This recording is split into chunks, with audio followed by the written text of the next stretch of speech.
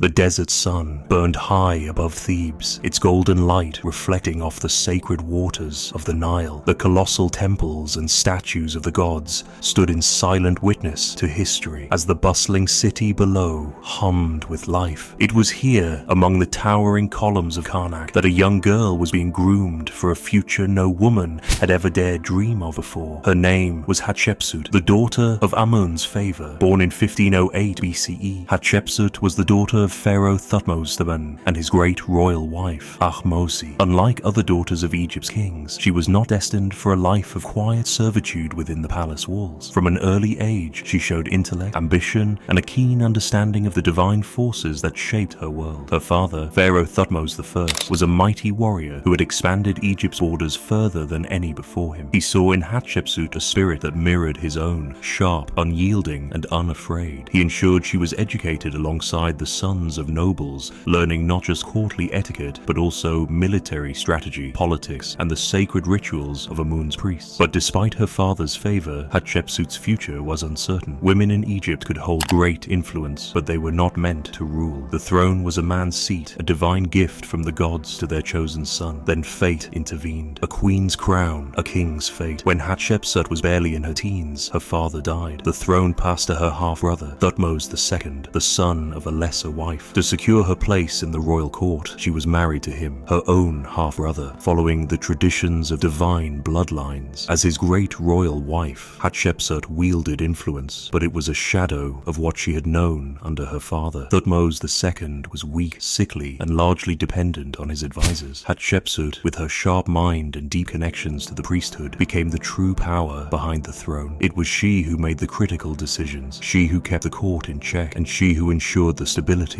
of the kingdom. Then, after a short and feeble reign, Thutmose II died. His heir, a boy named Thutmose III, was barely old enough to walk. The kingdom needed a ruler, and Hatshepsut saw her moment. From queen to pharaoh tradition dictated that Hatshepsut should act as regent until the young Thutmose III came of age. But a regency was not enough. She had spent her life watching men rule a kingdom she was more capable of leading. She had learned the sacred words of the priests, understood the will of the gods, and had seen her father shape Egypt into a mighty empire. Why should she not rule? The whispers began slowly, at temple steps, in the corridors of power, among the scribes who recorded the will of the gods. Hatshepsut was not just a queen. She was the daughter of a king, the chosen of Amun, the living embodiment of Ma'at, the divine order of the universe. Then, in the grand halls of Karnak, beneath the watchful gaze of the gods, she took a step no woman had taken before. She was crowned pharaoh. The act was unprecedented. To solidify her rule, she did not just claim the title, she embraced the symbols of kingship. She donned the Nemes headdress, the false beard, the royal kilt. She ordered statues to be carved depicting her as a man, ensuring the world saw her as the rightful ruler of Egypt. It was not enough to claim the throne.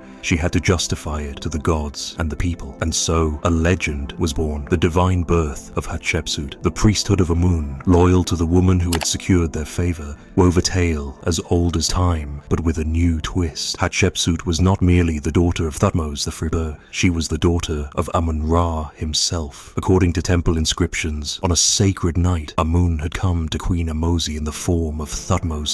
He had whispered divine secrets into her ear, placing within her womb the essence of the gods. When Hatshepsut was born, she was not a mere mortal. She was the chosen ruler, anointed by Amun to sit upon the throne of Egypt. To mark this divine transformation, he took a new name, Akhenaten, meaning servant of Aten. He abandoned Thebes, the seat of Amun's power, and built a new capital in the desert, Akhetaten, modern-day Amarna, where only Aten would be worshipped. Through it all, Nefertiti was at his side. In temple reliefs, she was shown standing beside Akhenaten, making offerings to Aten, striking down enemies, and even performing roles traditionally reserved for kings. No queen before her had ever been depicted with such power. She was not merely a wife, she was a ruler. For years, Akhenaten and Nefertiti ruled together, enforcing their monotheistic vision upon Egypt. The temples of the old gods were abandoned, their names erased from the walls, their priests cast aside. The kingdom was in turmoil, but within their sunlit city, they thrived, until, suddenly, she disappeared. The mysterious disappearance